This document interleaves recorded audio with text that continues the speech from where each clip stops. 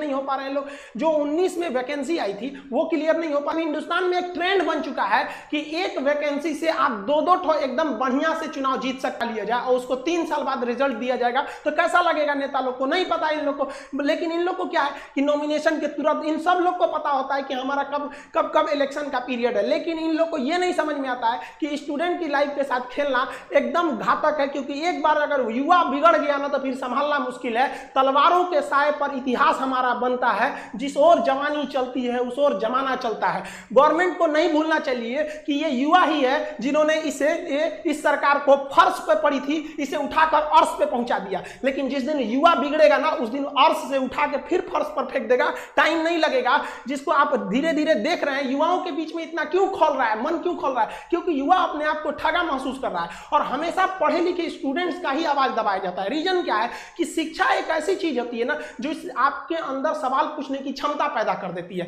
वो जानते हैं कि सोच रहा पढ़ लिख लेगा ना तो सवाल पूछने लगेगा। अगर नौकरी हो गई तो मेरे चुनाव की रैली में कौन जाएगा? सीईटी लिया दो, क्या मतलब बनता है सीईटी लिया को? सीईटी ले आओ, लड़कों को पीटी में पास करा के फिर मेंस में लड़ाओ वहां पर। ये लोग किसी काम के नहीं। इन लोग में एकदम रिफॉर्म की जरूरत है। जब तक इन लोग की नौकरी पे सवाल नहीं आएगा, सीधी गवर्नमेंट को रूल बनाइए, भाई साहब जितना दिन तक एग्जाम लेट होगा उतने दिन तक इनकी सैलरी रोक लो। या फिर आप सैलरी, इन लोग को पता है हमारी सैलरी थोड़ी ना रुकने वाली है। एग्जाम 5 साल जाए या 10 साल जाए या नहीं हो, कैंसिल हो जाए, कोई मतलब नहीं बनने वाला है। इन लोग को किसी चीज से मतलब नहीं है। में जो एक गुस्सा था वो गुस्सा धीरे धीरे एक बारूद बन गया, अचानक फूटा। वो टाइम रहते सुधर जाना चाहिए किसी को भी, वरना अंग्रेजों ने भी यही गलती किया था। उन्होंने कहा था कि ये लाठी लेने वाला गांधी क्या करेगा, ये भगत सिंह क्या करेगा, खुदीराम बोस क्या करेंगे, क्या करेंगे लोग, पता चल गया क्या कर लेंगे। तो स्टूडेंट को अंडरटेकिंग नहीं लेना चाहिए कि भाई ये कुछ नहीं कर पाएगा। ये भी भाई कुछ भी कर सकता है। जिस तरह से आप इनके साथ खिलवाड़ कर रहे हैं, याद रखेंगे कि 24 में ये सब भी जाएंगे सब। और हर स्टेट वालों को कहते हैं कि भाई देखिए ये इलेक्शन का मुद्दा नहीं है, ना ही ये पॉलिटिशियन का मुद्दा है। मुद्दा के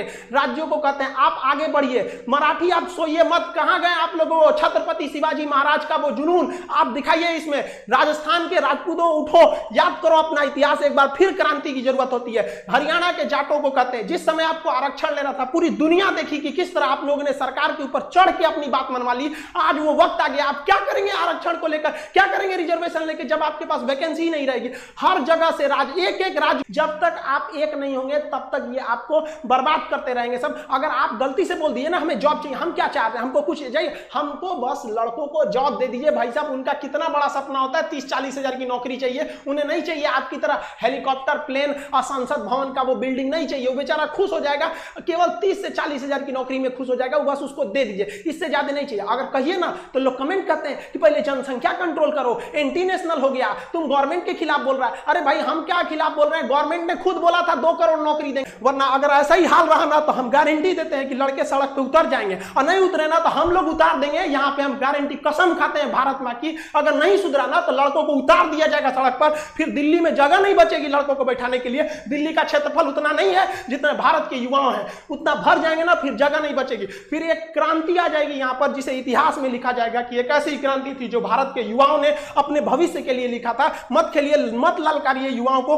वरना ये एक दिन युवा उत्पाद ये इसका सर घुमा ना तो ये अपनी हद नहीं देखता है, दुश्मन का सरहद पार कर देता है यहाँ पर। इसको प्लीज हम हाथ जोड़ के कहते हैं इसको जल्दी से जल्दी निपटारा कीजिए। ऐसे समझ, ये एकदम ज्वलंत मुद्दा है। लड़का कहां जाए, हमको नया वैकेंसी थोड़ी चाहिए भाई, नया वैकेंसी कम से कम जो पुरानी वैकेंसी है उनका रिजल्ट तो दे दीजिए, क्या होगा। हर जगह ये समस्या है, किसी एक व्यक्तिगत समस्या नहीं है, ये स्टूडेंट्स की मांग है। इसे आप राजनीतिक मत समझे, सरकार दे दे। हम लोग सरकार का जिस तरह से विरोध कर रहे हैं उस तरह सरकार का समर्थन करने के लिए भी आ जाएंगे कि हाँ भैया आपने हमारी बात को मान ली थी। जो एक भीड़, एक आग उबल रहा है स्टूडेंट्स के बीच में, उसे रोक नहीं पाएगा कोई। आप ऐसे देखिए कि शिक्षक हिंदुस्तान का, आप छोटा या बड़ा, कोई शिक्षक देखिए जो आज बगावत के लिए नहीं खड़ा है। तब ऐसे स्टूडेंट, आप किसी कोई अनपढ़ व्यक्ति अगर ऐसे कर रहा है जिसको कुछ नहीं पता तो समझ में आता है कि चलो ये किसी के सिखाने में बगावत कर रहा है। कोई शिक्षक ऐसे पागल नहीं हुआ है जो अपना पढ़ाई लिखाई छोड़ के आपको बगावत करेगा। स्टूडेंट से हम कहना चाहते हैं कि आप हम लोग की शक्ति है, आप धीमे मत पड़िएगा। जो भी सोशल मीडिया है, ट्विटर पर हैशटैग ट्रेंड कीजिए